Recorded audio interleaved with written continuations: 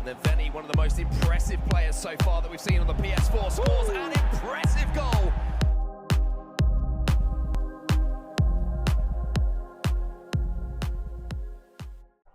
What's up, guys, and welcome to another episode of the FIFA 20 Masterclass with myself, SaintsVenny. And today we're going to be talking about the ideal players for each position when it comes to actually building the Southampton team, but also what type of players am I looking for in my ultimate team.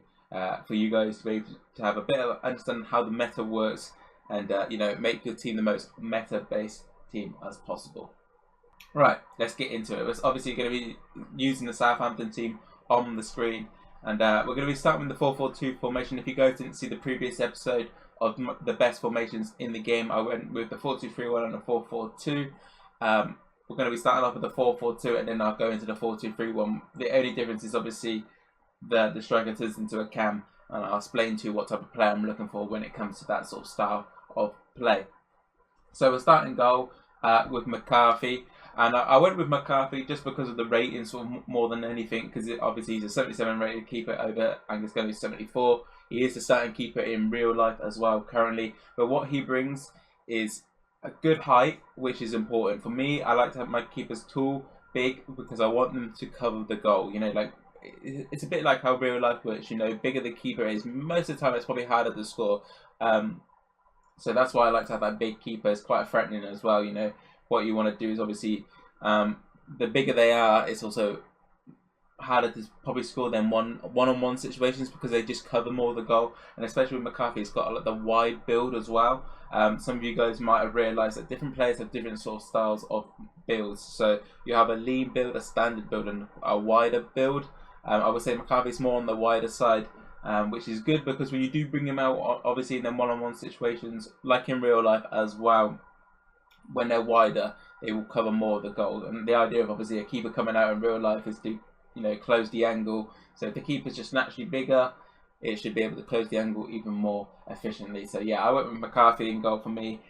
But that's not saying like 6'4" is the required standard. I'm not sure how tall the Stegen actually is because he's the best keeper in the game in my opinion, and he comes with like a normal sort of meta build, body type even, and I think he's only like 6'2", I would say, and he's the best keeper in the game. It's just sometimes different keepers have just random attributes will make them good.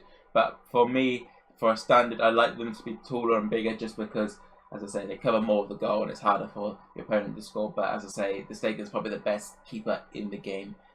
So yeah, if you're looking for an ultimate team keeper and how to get somebody in, Stegen might be your guy. Up next, we've got the wingbacks, and what I'm looking for really with my wingbacks in general is a lot of pace. I'm not really too worried about how high their defending and dribbling, defending and physical stats are, but I'm more looking at the dribbling sort of side and how they can actually bring the ball forward for me. So I sort of want them to be like a standard sort of player. So in the 70s, when it comes to the defending and physical, and then the dribbling to be a little bit higher if possible, but usually the right back and left back's dribblings, they vary with how high they actually can be. So yeah, what I'm looking for my wingbacks to be able to do is actually bring the ball forward. I know it's always good for your defenders to be able to defend, of course, but with the meta what we play in, where it's a lot of like defending, I would say a lot of people put players behind the ball. You actually want your wingbacks to be able to bring the ball forward and actually, allow your attacking players, so your wingers or your cams or whatever it is, to be more aggressive and sort of on them one-on-one situations rather than sort of a 2v1 because you haven't used your wingbacks in your build-up. And I think wingbacks are really important in your build-up, which you guys will find out in future episodes when I talk about the build-up sort of play and what I look for in my when I'm attacking. But yeah, like them to be agile, being able to attack when they do have the ball, but I'm not really too issue. But I think pace is quite important. And I quickly talk over the pace as well. Just bear in mind when you're looking at the paces of the Southampton players, they're naturally slower. Just because of the ratings they've been given by FIFA, and just it's a bit ridiculous to be honest with you, because I'm seeing people like Shane Long, 79 pace. I've seen this guy; he is absolutely rapid. So the fact they gave him 79 pace, it's obviously some bias against us here. But you know what I'm saying? Like faster the better usually when it comes to FIFA, because that is the meta. What pace obviously allows is you to basically make mistakes because you are able to recover quicker. So let's say I'm too aggressive with my wing backs on the right. You know, I've pushed up tight onto his winger, and he said, I want two around me. And if I've got a slow wing back, naturally I ain't going to be able to come back. You know, like in real life, it's slower they are, it's harder for them to recover. Having more pace is able to actually allow you to be that aggressive sort of style, but not too worry if they do get past you, because you can recover with the pace. So for my wing backs, I've gone Walker-Peters and Ryan Bertrand, and because that is just because they got probably the most pace when it comes to the right back and left backs, the most overall sort of package when it comes to defending and also the attacking side to it. As I say, I'm going to quickly talk about body types. As I mentioned about body types, even I'm going to talk about body height. This is also important to consider. Taller the players are, naturally they will turn slower. It's just naturally how the game is built. It's sort of it replicates how like real life is, because you do see the smaller players being more nimble, more agile, and able to turn quicker. But you have to realise, taller they are, sometimes it's harder for them to turn, and that's why certain skill moves and certain weak fits is important when you are using them taller players. But yeah, I would use Bertrand and Walker-Peters because they come with a decent height. You know, as I say, they come with a good dribbling, good passing, and decent defending stats on that end as well. As my wing backs if I'm using the Southampton. But if I'm looking, obviously in Ultimate Team sort of standard, we've got loads of options. Obviously now with the team of season, summer heats are all coming out. There's loads of people you can use. So yeah, if I'm looking at my Ultimate Team, I'm just looking for that pace, sort of decent dribbling, decent defending, decent physical. And they got any other attributes like the passing and shooting, that's brilliant. But you know, I'm just sort of looking at them three stats, I would say, 3-4 stats. But yeah, let's get into the centre backs. So what I'm looking for in my defenders, I am looking for them to be tall and just sort of a dominant sort of build when it's coming into my centre backs. So a key stat, once again, I would say is going to be the key stat with every position is the pace, and as I say about the recovery stuff, but also just allows you to be faster with sort of your moving forward, because your team's just naturally faster. They're able to move quicker around the pitch. It's really important to have fast centre backs, because a lot of times people will 1-2 with their strikers and just try and pass it behind your defenders. And having that pace, obviously, you can sort of read it and play a little bit deeper or a little bit more aggressive depending on the situation. So obviously pace sort of helps with that. Problem is, as I mentioned with the Southampton team, they haven't been blessed with the pace for whatever reason. And we're looking at Stevens and Bedenak as the centre backs here. They got 61 and 62 pace. So what I'm trying to think here, obviously I'm playing head to head, so naturally the people we're going to be playing are going to have slower teams anyway, because they're going to be using teams with similar stars, but obviously they might have some superstars which are fast. So you've got to keep that into consideration. So how am I going to defend with my centre backs when I do have a lower pace? Basically what I'm going to do, I'm not going to be aggressive with them. I'm going to just always read the opponent's next step rather than try and be ahead of his next step, if that makes sense. Because if I'm ahead of his next step, that will make me probably be more aggressive where I need to be, rather than just sitting back and sort of just reading, playing a little bit deeper and actually playing to my players' strengths. Talking about the players' strengths, that's another key attribute, obviously, with your defenders. For me, for them to be over like 6 foot, as I say, decent pace. So I'm looking for about, at this point of the game and all my team, I'm looking for 80 plus pace, if I'll be totally honest with you, with all the team of seasons, all the special cards that are out. I'm looking for 80 pace minimum, really, when it comes to my centre backs. But also, obviously, defending and physical are key attributes once again when it comes to these stats, because that's just naturally the two sort of standard stats what they're going to be needing in all the game. You know, they need that strength, they need that good tackling. You know, these are things that you have to consider. Passing is nice. I wouldn't say dribbling is too important. It's not really needed, because at the end of the day, with me, especially with my centre backs, I'm just trying to shift the ball left and right.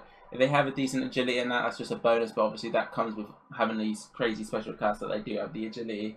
But I'm personally looking for the pace, defending and physical, and that's why I've gone for Bedenak and Stevens for the Southampton team. So I think they give you the best of them situations of the players what we do have at Southampton when you're looking to build your Southampton team. But as I said, I'm looking for about 6'1", decent pace, good defending and good physical. Passing is something worth considering, just because they have them three stats, you kind of want okay passing, because as I said, I do want my players to be able to shift the ball left and right, especially with my centre backs, because at the end of the day, I think their composure is just naturally lower when it comes. As you see, to be fair, Steven's 67 composure, which is actually quite good because he's got decent dribbling. Maybe if we look at Bednarik here, his composure is 62. So lower the composure. If somebody's pressing on me, if the composure is low, that the player's more willing to make a mistake, even if you don't make the mistake as the player, as controlling them. That's just how FIFA works, So you have to consider these different stats. Like I see Sol Campbell, for example, he's got all the pace, he's got all the defending, he's got all the physical, but that guy is useless on the ball because of his composure and his dribbling and his passing, because he's just too stiff. He's not able to shift the ball left and right. His passing's awful. He's going to wayward pass it away. So consider these things when you are building a team, an ultimate team, and maybe if you're playing career mode or whatever it is, think about these attributes which I am talking about. Up next, we've got the wingers, and we're going to be using Obafemi and Redmond on the wings. And what I'm looking for with my wingers is just a load of pace, decent shooting and passing, and very good dribbling. And this is because what I want my wingers to be able to do is basically take that man one-on-one situations, against their wing backs, and be able to take them on. More pace and better dribbling, obviously just hints to you that you're going to be able to take them on easy, just because they're naturally a better ball control and able to just take the ball past them with their blistering pace, as you probably see in real life anyway. But yeah, that's what I'm looking for really with my wingers, just so they're a bit more creative. They don't need to be that guy putting the ball in the net. That's why I'm not really too worried about the shooting sort of side to it. But if they do have that shooting, that is just an added bonus to when you're attacking. So for me, I use my wingers sort of to build up play, especially in this game, because it is very wing based. As I mentioned earlier, the meta is quite defensive, so you just need to be able to build up in the wings and then come into your strikers, and hopefully they can put the ball in the net. So that's how I use my wingers. But them to being able to shoot as well, though, sort of can make the opponent sort of think what you're going to do next. So let's say if I'm going down on the left with Redmond, I'm playing down the wing, I go into Adams, and it looks like I take a touch just about to shoot, but I actually know Redmond's good enough to score that goal. I can go back to Redmond and then try and get the shot off that way. These are the type of things you've got to consider when attacking, because you want your opponent to be constantly thinking what your next step is and just constantly adjusting to how he's defending. So being able to have people who are able to score across the goal from wingers and your strikers is obviously important, but for me it's not too important, especially in the head-to-head, and when you're sort of limited to the sort of stats you are given with the players. So I say, for me, I use my wingers as the build-up players, and if they're that back post opportunity for them to get a goal, I might ping it over to them. But for me, my goal scorers are the strikers. What I'm also looking at are the skill moves on weak foot, preferably on ultimate team. I'm actually looking for about a 5-star at this point, because there's just so many options out there. There's some of the Heat's team in seasons. 5-star just basically allows you. When I say 5-star, by the way, that means 5-star weak foot, 5-star skill moves. What that allows you to be more creative in attack. For example, with the skill moves, obviously the higher skill moves, more skill moves you can actually do, which is allowing you to be more creative in attack. You can obviously do elasticos, flip flaps, first time scoop turns, little things like that, of course, are very effective in this game. If you want to know how to do them skill moves, there's going to be a later video coming out soon with the top 5 skill moves in the game, in my opinion. So yeah, look out for that when it comes. Obviously, I mentioned about the skill moves. Obviously, it allows you to be more creative. But the weak foot is probably the biggest weapon, I would say, in your arsenal when going to the attack, because what this is, obviously, is just how likely it is for you to score on the player's weak foot. So it's important to have a higher one, especially with your strikers with a 4-star or 5-star, because what you want to be able to do is bait different feet. So let's say I pass the ball into Danny Ings. My opponent knows Danny Ings is right footed, okay? But I actually know, okay, his weak foot's okay, it's 4-star. He's probably able to put the ball in the net if I do go on his left.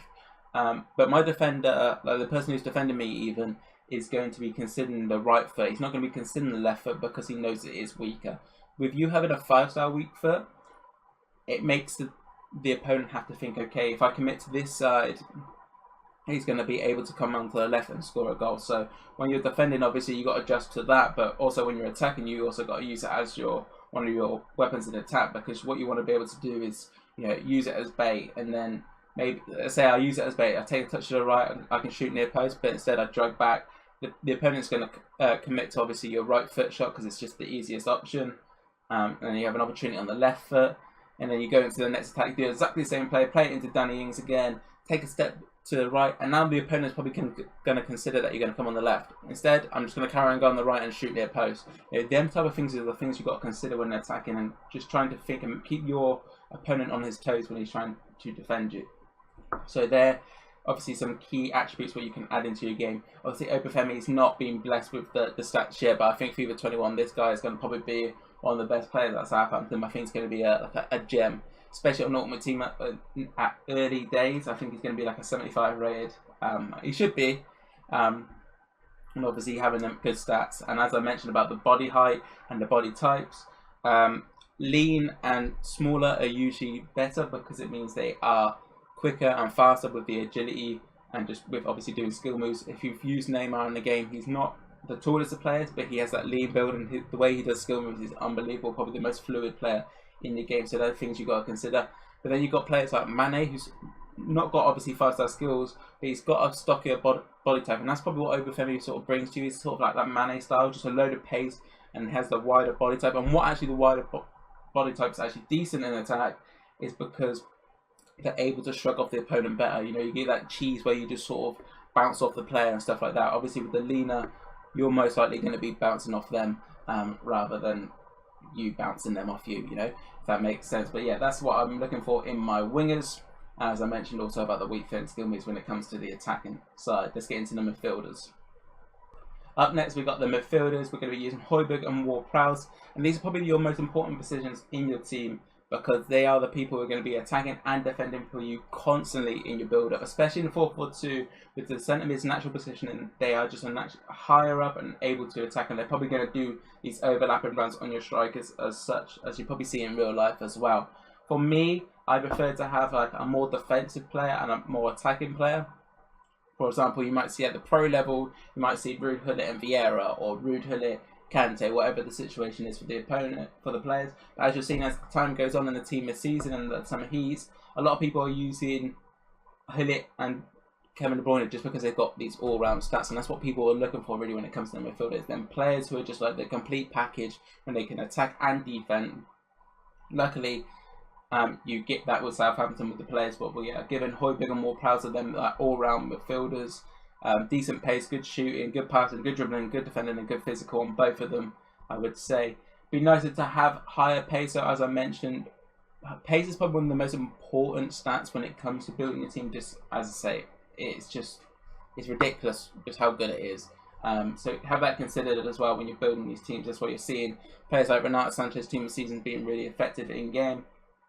So as I mentioned, keep that into consideration when building your players and picking the players in your team. But if you're looking for the Southampton, I personally go Højbjerg and Ward-Prowse just because they are that complete package. If you are wanting to probably use a more defensive player and then more attacking player, I probably would go like Romeu in, but once again his pace is a lot lower, so I don't really use him unless I'm probably using the 85 rated mode. I do like also using Armstrong into that centre mid option, just because it gives you a different sort of, as I mentioned, that attacking minded player. Armstrong obviously gives you that, but yeah, that's what I'm looking for when it comes to the 4-4-2 centre mids.